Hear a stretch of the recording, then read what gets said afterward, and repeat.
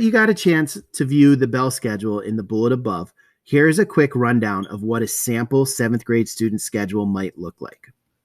First, we'll start off with morning announcements and teacher office hours. Anytime you see teacher office hours, that's just time where teachers are free. And if a student or a teacher thinks that they need extra intervention, if they missed an assignment, if they were absent, this is time that they can touch base with their teachers to catch up or to get extra help. The other thing that goes on during this block is morning announcements. Each morning at 8 o'clock, the morning announcements will be emailed to every student. These announcements will go over what letter day it is, what important events are going on in Penndale and North Penn, and might touch on something that happened historically that day, or even something that's going on in the world in the current events. So these announcements will go out each day at 8 o'clock, and the expectation is that each student takes a few minutes to view them every day. Now let's move on to block 1.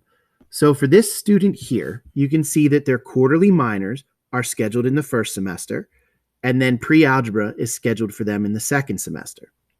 So during the first semester, they're going to have art marking period 1 and FCS marking period 2 during block 1A. Now, we said earlier that it's 80-minute blocks and they're going to have 60-minute synchronous time.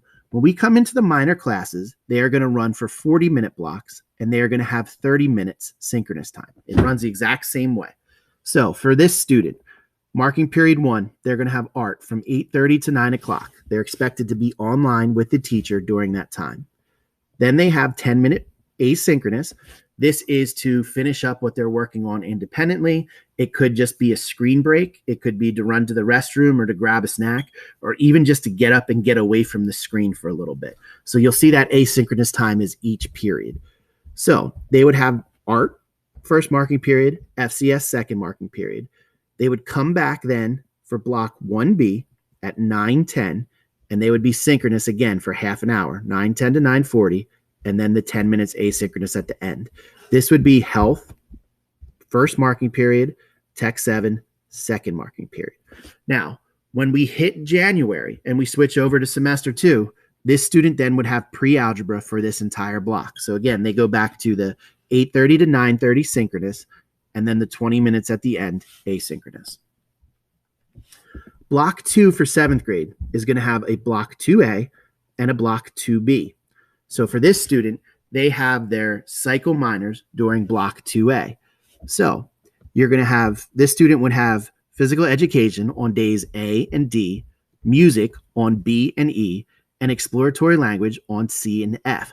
That's why it'll be important to listen to those morning announcements to see which day we're following each day so they know what class they have. These cycle minors will be, again, 40 minutes long. So the synchronous time would be 9:50 to 10:20, and the asynchronous time would be 10:20 to 10:30. This would be every day for the entire year because they're going to run year long. Now, for this student, their second part of block 2 is block 2B. They have pen time or intervention block. So on the schedules right now, you'll see this listed as intervention block. This is going to be asynchronous time for the entire period. So this is actually going to go from 10:30. This says 10:40 here, but it's going to go from 10:30 to 11:10, and it's going to be asynchronous.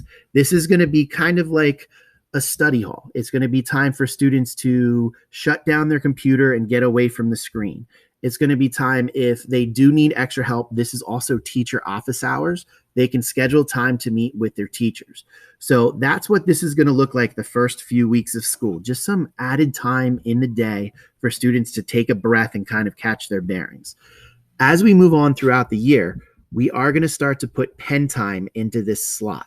So on certain days, pen time's not going to meet every day virtually, but on certain days, and this will be communicated, pen time will meet.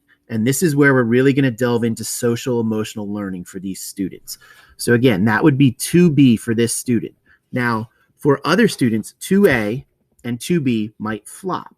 So you would have pen time in this asynchronous block first, and then you'd have the cycle minors second. After block 2, we go to lunch and intervention. Lunch period is from 11:10 to 11:40. That students are off the computer. They have a chance to eat lunch, just get away from the screen. And then from 11:40 to 12:10, if they choose, Those, again, are going to be teacher office hours and intervention. So they can schedule an appointment with their teacher to meet with them and talk about something. Or if a teacher sees a couple students that might be struggling on a topic, they might pull small groups during that time just for some additional learning time. After lunch, we come back at 12:10 for block 3. Now, this student has reading in semester 1 and English in semester 2. Again, they'll have that hour synchronous, 12:10 to 1:10, and then the asynchronous from 1:10 to 1:30. Block 4, again, is pretty straightforward. This student has science for semester 1 and world cultures and geography for semester 2. So again, the synchronous piece where they would have to be online is 1:30 to 2:30, and then the asynchronous ones from 2:30 to 2:50.